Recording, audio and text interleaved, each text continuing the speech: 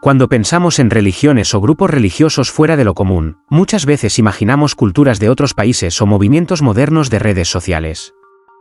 Pero en España, desde finales del siglo XX una comunidad muy particular surgió en un pequeño pueblo de Sevilla, llamado el Palmar de Troya.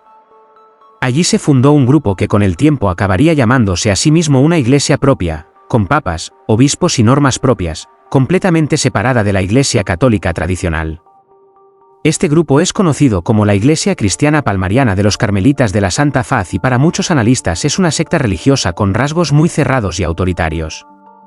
Todo empezó, según los seguidores, en 1968, cuando varias niñas del pueblo aseguraron haber visto supuestas apariciones de la Virgen María en los alrededores del Palmar de Troya. Estas apariciones no fueron reconocidas oficialmente por la Iglesia Católica, pero atrajeron a muchos creyentes y curiosos a un pequeño campo andaluz. Con el paso del tiempo, la atención fue creciendo y la historia captó a multitud de personas interesadas en lo que estaba ocurriendo allí. En 1975, un hombre llamado Clemente Domínguez Gómez empezaría a cobrar un papel central. Nacido en Écija, Clemente creció con una formación católica tradicional, pero con el tiempo sus experiencias y visiones personales lo llevaron a adquirir una gran influencia dentro de quienes seguían las apariciones del Palmar. Él pronto dejó atrás sus orígenes y, junto con otros seguidores, fundó una orden religiosa independiente, llamada la Orden de los Carmelitas de la Santa Faz, que acabaría evolucionando en lo que hoy se conoce como la Iglesia Palmariana. Clemente se autoproclamó papa con el nombre de Gregorio XVII, estableciendo así una institución paralela al papado romano y separada de la estructura de la Iglesia católica.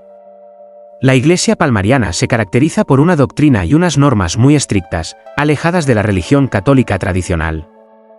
El grupo afirma que su líder tiene autoridad espiritual directa, y que su fe representa la verdadera continuidad del papado, negando a los líderes reconocidos por Roma. Esto los coloca, desde el principio, en una posición cismática con la Iglesia católica y fuera de lo que muchos fieles consideran cristianismo mainstream.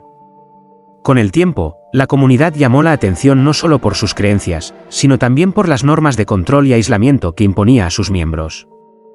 La organización ha sido descrita por exmiembros y numerosos investigadores, como un grupo con un alto grado de aislamiento social y control de la información, en el que se desalienta o incluso se prohíbe el contacto con personas externas, como familiares o amigos que no forman parte de la congregación. Algunos de estos testimonios provienen de personas que se infiltraron brevemente en la comunidad y luego contaron sus experiencias al resto de la sociedad. Según estos relatos, existía un grado importante de manipulación psicológica y presiones internas para ajustar la vida de los miembros a un código estricto de conducta y creencias. Además de normas de contacto social, los palmarianos han practicado rituales y reglas propias, como la celebración de misa en latín, vestimenta muy conservadora, prohibición de medios de comunicación modernos como televisión o prensa, y en general un fuerte énfasis en la obediencia absoluta a la jerarquía interna. Este tipo de prácticas y normas recuerdan a otros movimientos altamente controladores documentados por expertos en sectas y dinámicas de grupos cerrados.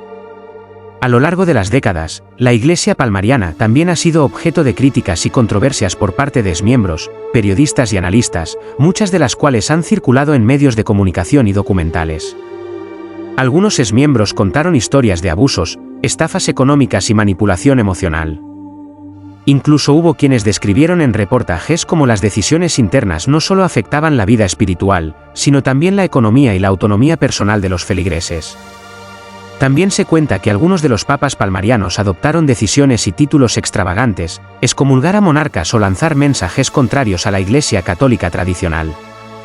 Estas decisiones alimentaron la percepción de que la organización funcionaba con normas propias totalmente desvinculadas del catolicismo tradicional, y que su liderazgo usaba un tono combativo y consciente de su independencia religiosa. Tras la muerte de Clemente Domínguez en 2005, otros líderes tomaron el relevo. Manuel Alonso Corral se proclamó papa con el nombre de Pedro II y continuó con la dirección de la comunidad hasta su muerte. Le siguieron otros papas palmarianos, como Jesús Ginés María, conocido como Gregorio XVII, y tras su renuncia, el actual Papa Josefo Dermat, que se hace llamar Pedro III. Esta sucesión demuestra que la institución creada en un pequeño pueblo andaluz se ha mantenido activa y con una jerarquía interna propia durante décadas. Lo que sucede dentro de la comunidad no solo es dogma y liturgia, varias personas que han decidido dejar el grupo han relatado experiencias muy duras. Al igual que sucede en otros grupos cerrados, la salida de la organización implica casi siempre un rechazo social. Los que abandonan la iglesia palmariana suelen ser excomulgados, recibiendo una advertencia espiritual que, para la comunidad, significa que volver es una traición a la fe.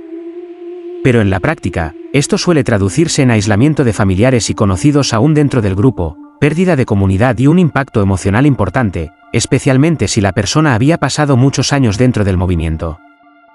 Los exmiembros también han relatado que, tras salirse, muchos se sienten emocionalmente solos, sin una red social sólida, y con dificultades para reintegrarse a la vida normal. Esto se debe a que durante su estancia dentro de la iglesia palmariana muchos feligreses tenían diálogo limitado con personas ajenas al grupo, por lo que desarrollar relaciones externas fuertes era difícil.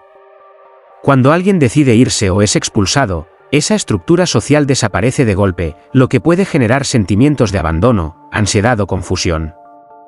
Otro punto a considerar es que la organización ha estado envuelta en acusaciones de manipulación económica. Gran parte de su gestión se financia con donaciones de los fieles, y ha habido denuncias, tanto de exmiembros como de terceros, acerca de la falta de transparencia en el uso de esos fondos, así como presiones para aportar más recursos al grupo.